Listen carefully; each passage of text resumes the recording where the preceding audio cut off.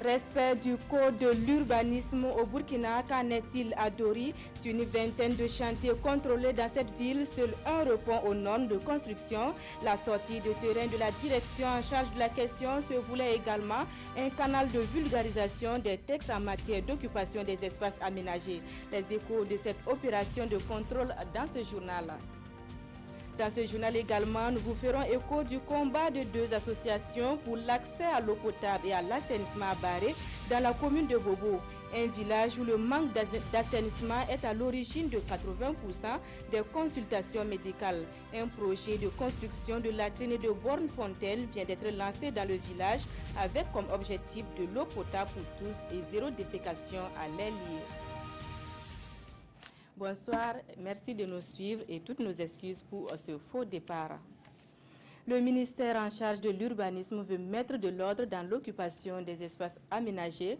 La direction en charge de la question a mené la semaine dernière une opération de contrôle dans la ville de Dori. Sur une vingtaine de chantiers visités, seul un répond aux normes de construction au Burkina. La sortie de terrain se voulait avant tout un canal de vulgarisation de la réglementation de la construction au Burkina Faso. Suleiman Kwanda et Jérôme Tendanou. Le ministère de l'Urbanisme et de l'Habitat en ordre de bataille contre les constructions anarchiques.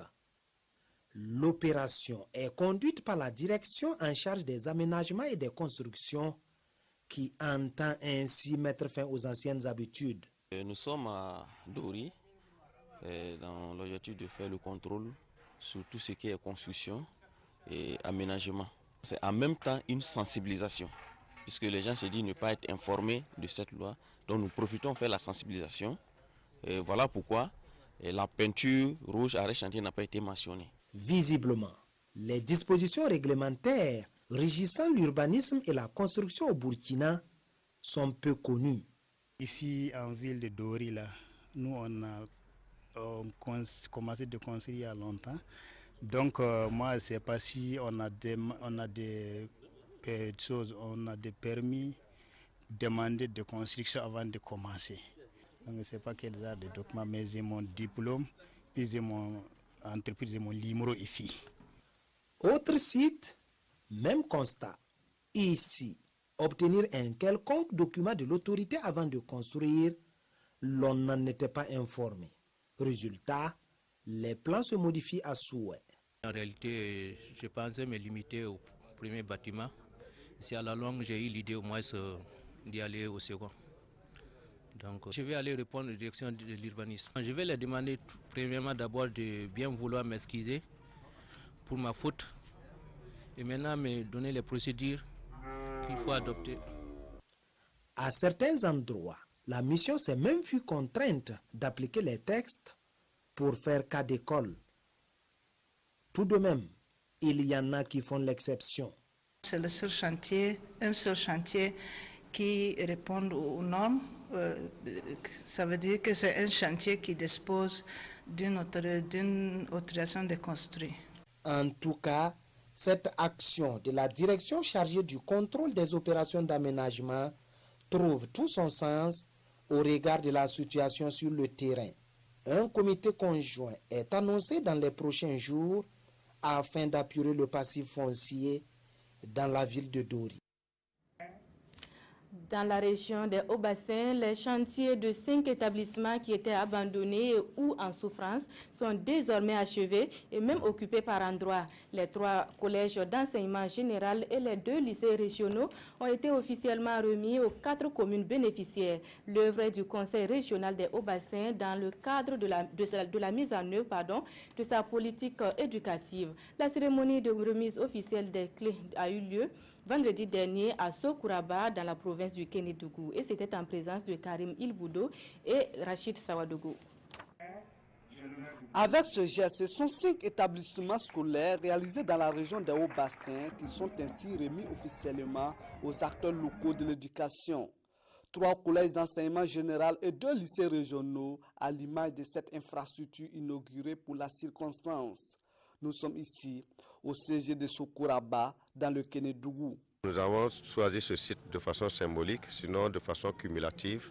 Nous devrons remettre les clés Les chirurgiens que vous voyez ici, il y a les 2 lycées régionaux de Dandé et de Houndé dans le Tui.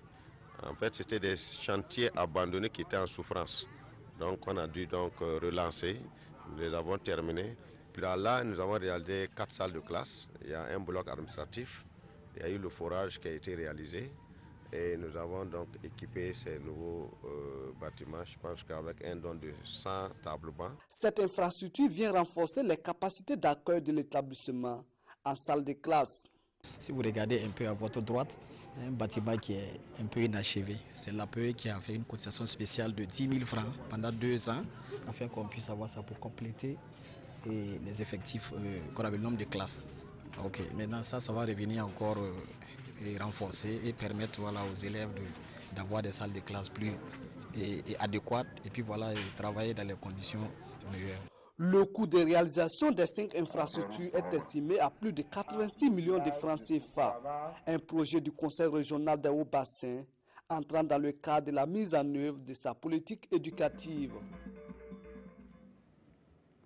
L'accès à l'eau potable et à l'assainissement lui reste une préoccupation majeure dans le village de Baré, toujours dans la région des Hauts-Bassins. Dans ce village situé à quelques encablures de Bobo-Dioulasso, environ 80% des consultations médicales sont liées au manque d'assainissement. Une situation qui n'a pas laissé 2 associations indifférentes. Elles viennent de lancer dans ce village le projet d'extension du réseau d'eau potable et de construction de latrines. On en sait plus avec Hassan Gourabou et Mireille Carole Tougouma. Eau potable pour tous et zéro défécation dans la nature. C'est la cause qui réunit la population de Baré aujourd'hui. À cette cérémonie est lancé un projet de construction de 9 latrines et 13 bornes fontaines. Nous avons lancé un tel projet au profit de Baré parce que nous avons constaté au début, au niveau des districts sanitaires, qu'on avait un taux de consultation de près de 80%.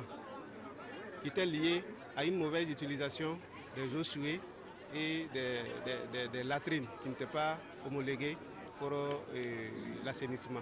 Consciente de l'importance de l'assainissement, la population accueille avec joie ce projet. Sans l'eau, la femme ne peut pas vivre. Sans l'eau, l'enfant ne peut pas vivre. L'eau, ce n'est pas bien. On veut l'eau des fontaines pour avoir la santé. Sans latrine, tu peux avoir des maladies. Si tu utilises la latrine, tu vas être en santé. C'est appeler la population de Baré à s'investir, non seulement à s'impliquer dans les réalisations des travaux, mais aussi leur demander de s'en approprier. Parce qu'une chose est de construire et une autre chose est de savoir les utiliser. Le projet va coûter 100 millions de francs CFA sur un délai d'exécution d'1 année.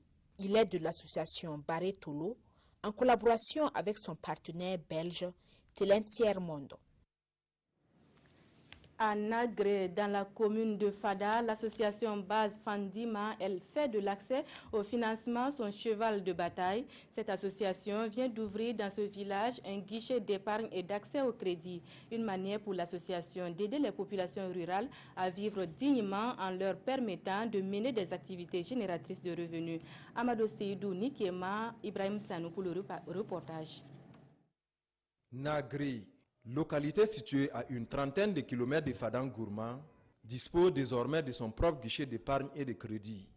Ce point d'accès à la microfinance est l'œuvre de l'association Base Fandima. L'accès au financement en zone rurale, l'association en fait son cheval de bataille, d'où la réalisation de cet édifice. C'est pour faciliter l'accès à nos produits, tels que les 3 produits. Nous faisons les formations, les sensibilisations par rapport à la gestion des AGR, des activités génératrices de revenus. Et en plus de cela, c'est la mobilisation de l'épargne locale. Les gens vont sécuriser leurs dépôts. Et en plus de cela, nous faisons le microcrédit. Les gens ont besoin du crédit. D'une valeur d'environ 13 millions de francs CFA, l'édifice est réalisé en collaboration avec l'association française Don Boule de Neige qui a contribué à 50% et aux représentants de l'association d'interpeller Base Fandima à une gestion rigoureuse des ressources. Ce bureau de Nagré, c'est la concrétisation des efforts qui sont consentis par des donateurs en France et qui ont le souci d'aider les gens les plus pauvres qui ont besoin de travailler et besoin de vivre de leur activité. Et on sait que le microcrédit, c'est une façon formidable d'aider les gens sans humiliation. Les gens vont vivre dignement de leur travail. C'est avec enthousiasme que les habitants de Nagré disent accueillir ces joyaux. Saisissant l'occasion, le chef du village a interpellé les bonnes volontés pour la réalisation d'une route et d'un fourrage dans le village. Séance tenante, Gambila Kazmir Sanfou, représentant le parrain de la cérémonie, le Larlé Naba Tigré, promet au nom du parrain de réaliser le fourrage et la route. Nous remettons le cap sur Bobo Dioulasso où le maire de l'arrondissement 4 a laissé parler son cœur en faveur des membres de l'association Namanakzanga. Des vivres et des couchettes leur ont été remis avec le soutien du Larlé Naba Tigré. Le point avec Bilidou Bazongo et Ismaël Satounet Paris. Kayatou Dambélé repart chez elle, nantie de maïs et de couverture.